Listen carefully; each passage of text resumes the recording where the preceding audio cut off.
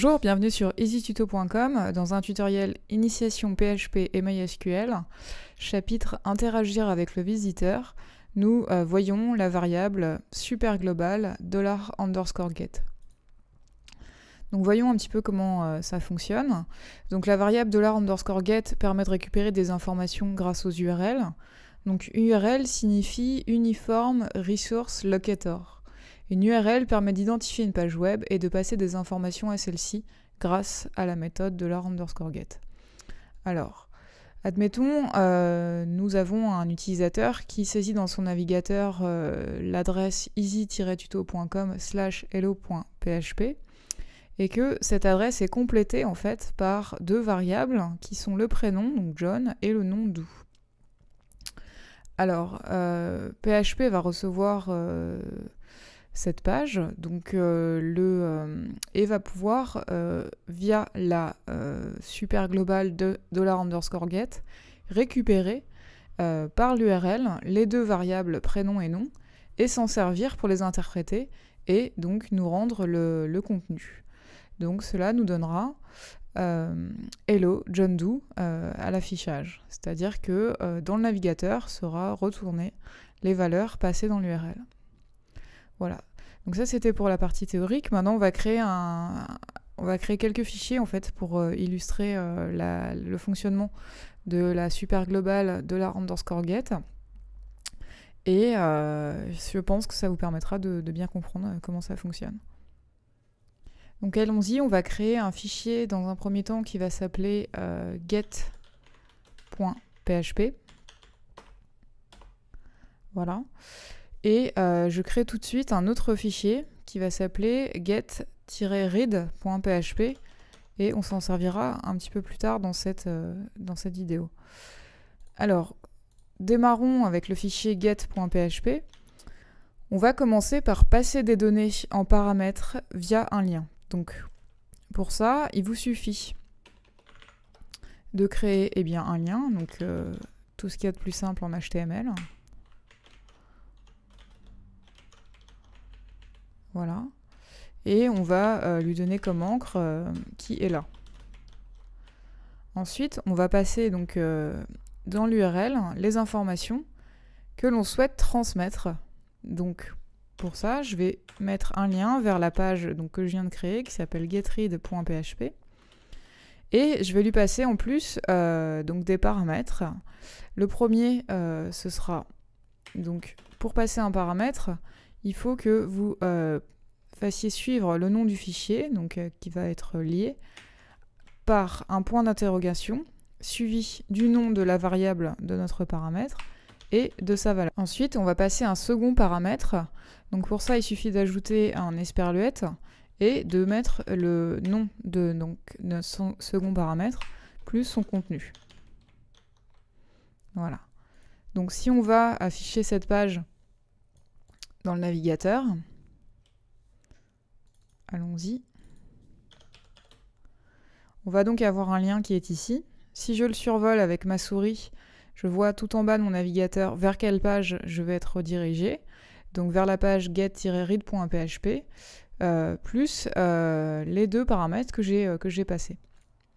Voilà. Donc ici, la page read pour l'instant elle est vide. Donc on n'a rien qui apparaît à l'écran. Mais on voit bien dans l'URL en haut que on a maintenant deux variables qui sont disponibles et avec lesquelles on va pouvoir travailler. Alors pour ça, je vais tout de suite aller dans mon fichier get-read.php et je vais récupérer, grâce à la superglobal $_get, les informations contenues dans les deux variables qui sont présentes dans l'URL. Alors, donc dans un premier temps, on va faire quelque chose d'assez simple. On va d'abord tout simplement créer deux variables dans notre fichier read, getRead.php. Donc la première, elle va s'appeler $prénom est égal à, et là, grâce à la superglobal get, j'ai le droit d'écrire ça et prénom. Voilà. Donc ce qui est entre crochets correspond exactement à la variable qui se situe, au nom de la variable qui se situe dans mon URL.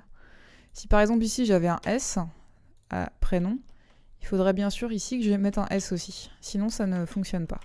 Vous devez vraiment avoir le même nom que la variable qui est située dans l'URL. Voilà. Ensuite, je vais créer donc la variable nom pour récupérer les données du paramètre nom situé dans mon URL. Voilà. J'ai donc maintenant récupéré, grâce à $_get, ces deux variables. Donc si j'affiche ma page, que là je l'actualise, bah, vous voyez, il ne se passe toujours rien à l'écran. Par contre, en mémoire, ces deux variables-là sont bien initialisées.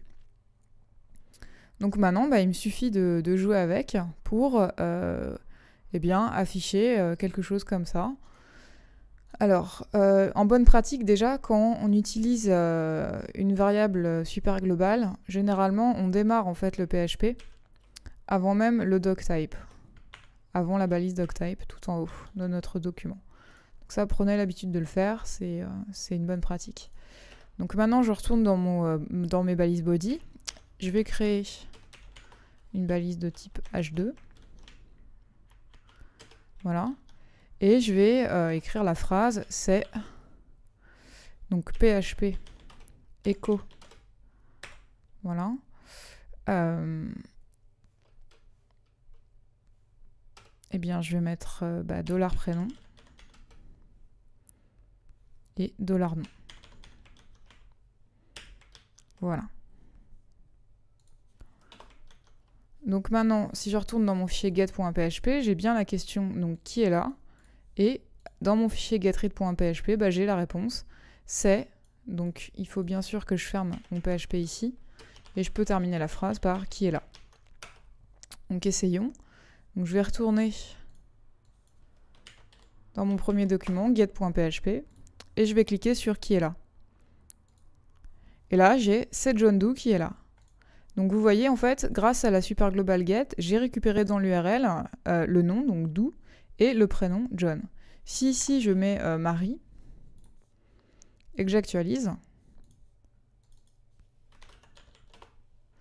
j'ai c'est Marie Doe qui est là. Vous voyez, vous avez compris le principe. Et vous suffit de changer dans l'URL les valeurs.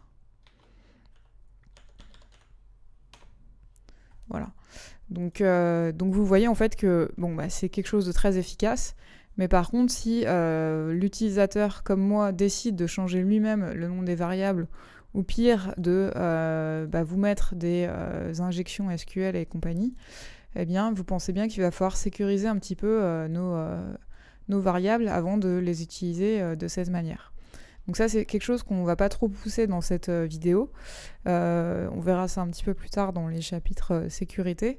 Pour l'instant, on va juste faire un test pour savoir si la variable $_get prénom et $_get nom est définie. Si c'est pas le cas, on va pas en fait afficher cette phrase. Alors, comment ça se passe? C'est très simple. Il suffit de faire ici un test avant de remplir ces URL. De remplir ces variables, pardon.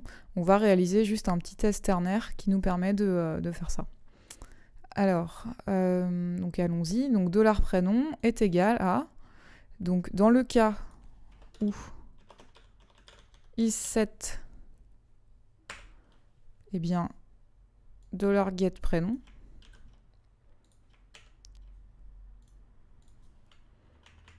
Donc j'utilise la fonction is7. Eh bien, dans ce cas-là, je lui stocke $_get prénom. Si ce n'est pas défini, je lui stocke une valeur vide. Voilà. Donc pour aller plus vite, je vais dupliquer cette ligne.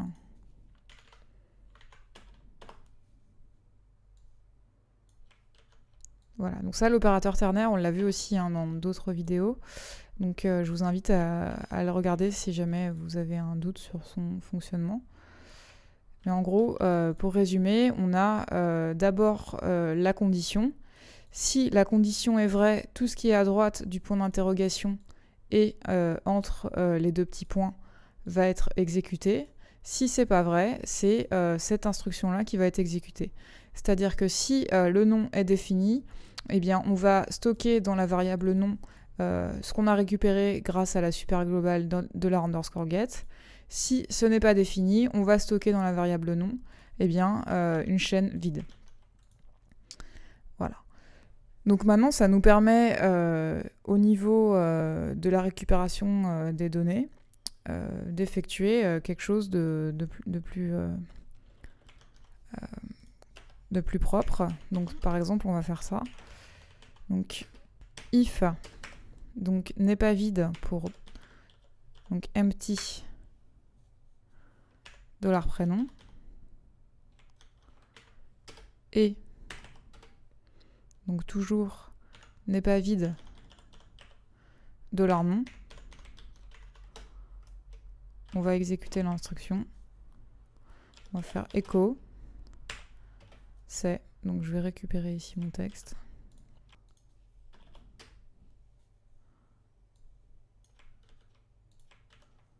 Voilà. Donc si les deux variables ne sont pas vides, eh bien on peut afficher la chaîne. Sinon,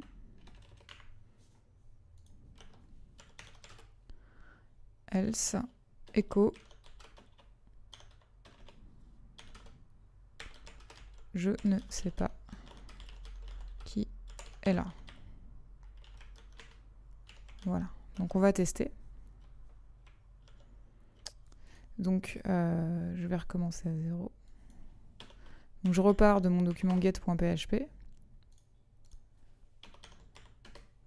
Voilà, donc je vais cliquer sur qui est là. Donc ici c'est bien rempli. Si par exemple, parce que mes deux variables sont définies, donc ça c'est une condition qui est remplie. Par contre, si j'affiche directement la page getRead.php sans les paramètres, eh bien, ils sont vides, donc pas renseignés. Donc, je ne sais pas qui est là, s'affiche. Voilà. Voilà. Maintenant, on va créer rapidement un formulaire qui va envoyer à la page getRead.php des informations. Donc, comment ça fonctionne? Donc, je retourne dans mon fichier get.php et je vais créer un formulaire.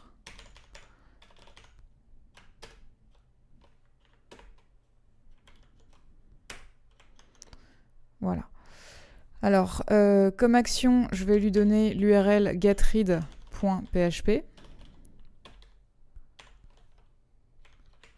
Comme méthode, je vais lui donner la méthode get. Voilà. Et ensuite, on va faire un formulaire avec un input de type texte.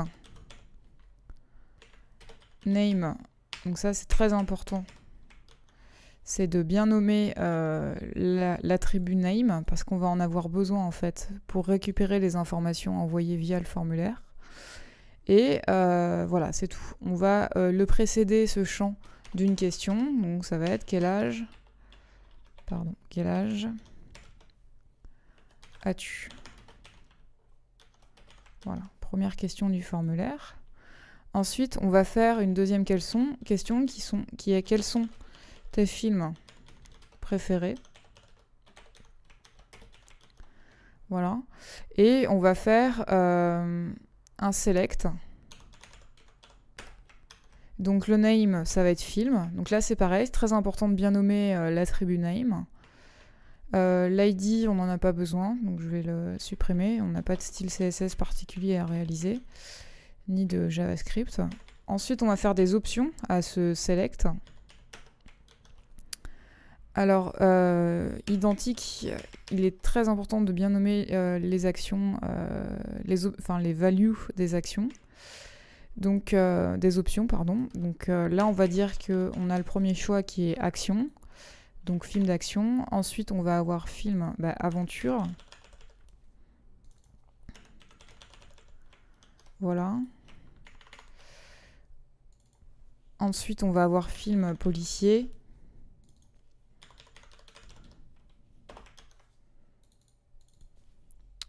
suite film d'horreur.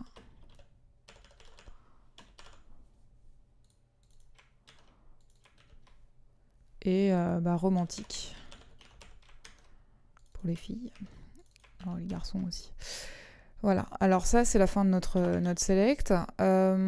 Et il nous manque un bouton input pour valider notre formulaire. Donc submit. Name. On va lui faire un submit. Et value égale validé. Voilà. Donc je vais juste jeter un œil sur mon formulaire pour vérifier que tout est conforme.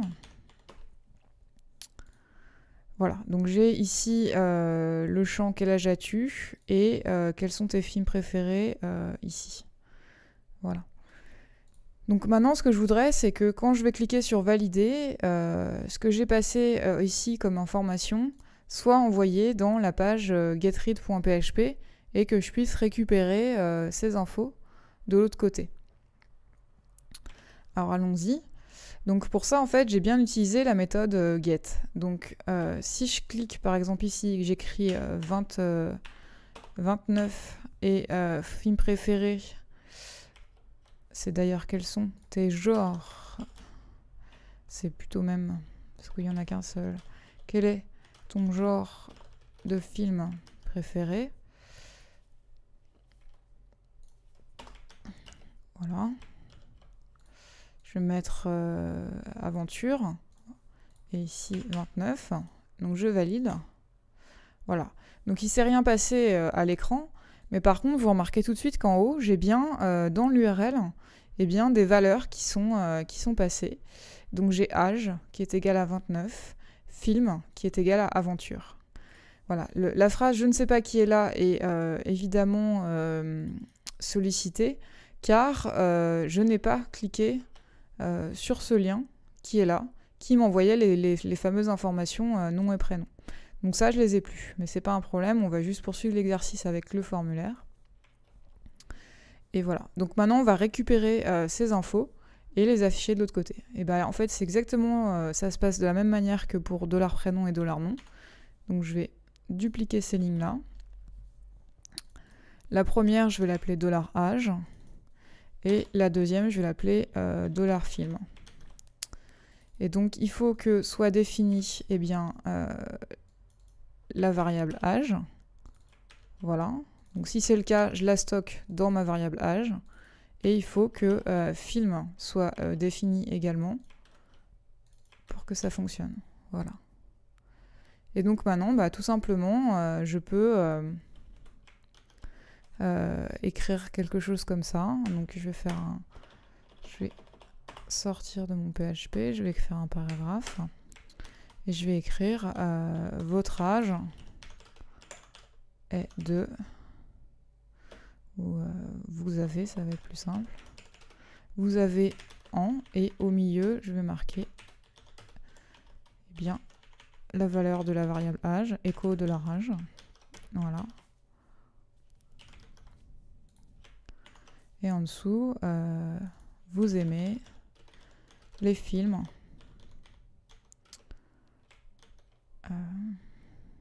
vous aimez le genre de film. Voilà. Et ici, je vais marquer film. Ça, j'en ai pas besoin, évidemment. Alors, voilà. Et il suffit pour moi d'actualiser maintenant. Et j'ai bien, vous avez 29 ans qui s'affiche ici parce que j'ai récupéré le 29 via l'URL. Et vous aimez le genre de film, aventure, parce que je l'ai récupéré via l'URL. Voilà, donc c'est maintenant terminé pour ce petit tutoriel consacré à la variable super globale de la $get. Je vous remercie pour votre attention et je vous dis à bientôt.